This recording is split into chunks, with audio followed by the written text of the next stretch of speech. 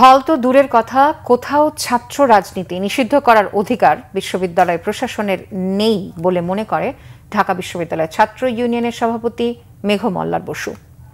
আর ছাত্রদল সাধারণ সম্পাদক নাহিদুজ্জামান শিপন বলেছেন, একটি বিশেষ পক্ষের পরিকল্পনা বাস্তবায়নই কতিপয় শিক্ষার্থীর মধ্যরাতের আন্দোলনে হলে রাজনীতি নিষিদ্ধের সিদ্ধান্ত প্রশাসনের। এদিকে বিপরীত অবস্থান ছাত্র শিবিরের। হলকেন্দ্রিক ছাত্র রাজনীতি চায় না তারা, তবে শিক্ষার্থীদের জন্য যে কোনো জায়গায় সেবামূলক কার্যক্রম অব্যাহত রাখতে চান। মহিবুল্লাহ মুহিবের রিপোর্টে বিস্তারিত।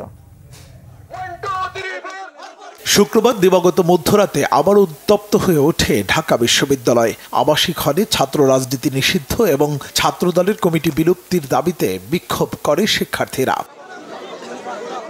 এই প্রেক্ষিতে ঢাকা বিশ্ববিদ্যালয়ের আবাসিক হলে সব ধরনের ছাত্র রাজনীতি নিষিদ্ধের ঘোষণা দেন বিশ্ববিদ্যালয়ের উপাচার্য অধ্যাপক ডক্টর নিয়াজ আহমেদ খান। এমন সিদ্ধান্তে ক্যাম্পাসের সক্রিয় ছাত্র সংগঠনগুলো তাদের অবস্থান পরিষ্কার করেছে। ঢাকা বিশ্ববিদ্যালয় শাখা ছাত্র ইউনিয়ন সভাপতি মনে করেন, রাজনীতি করা শিক্ষার্থীদের সাংবিধানিক অধিকার। এই অধিকার হরণের শক্তি বিশ্ববিদ্যালয় প্রশাসনের নেই। এখন একটা ভালো সময় যাচ্ছে এই অর্থে যে এখন কোনো দলীয় সরকার ক্ষমতায় নাই।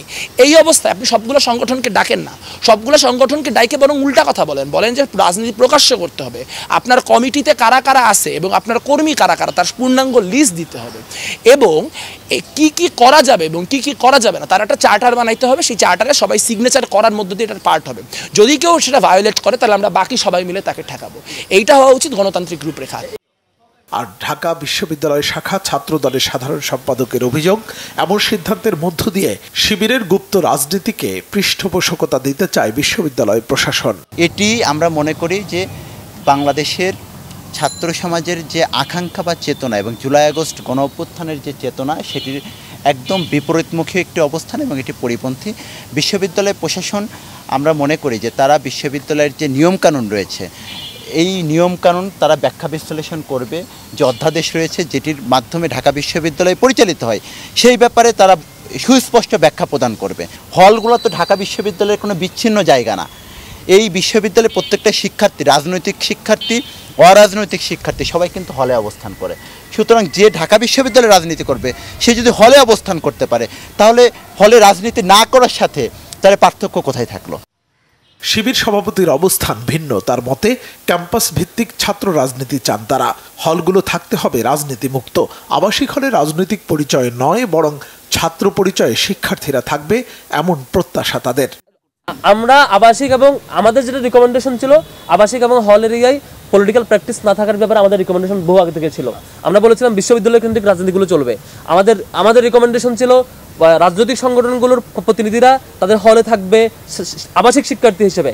তার রাজনৈতিক পরিচয় কোনো ধরনের ফেভার পাওয়া কিংবা কোনো ধরনের চাপের মুখোমুখি হওয়ার কারণ হবে না। তার রাজনৈতিক পরিচয় সে তার মতামত প্রকাশ করতে পারবে, পলিটিক্যাল প্র্যাকটিসগুলো বিশ্ববিদ্যালয় এরিয়া কেন্দ্রিক করবে। এটা আগেও বলেছিলাম আমরা।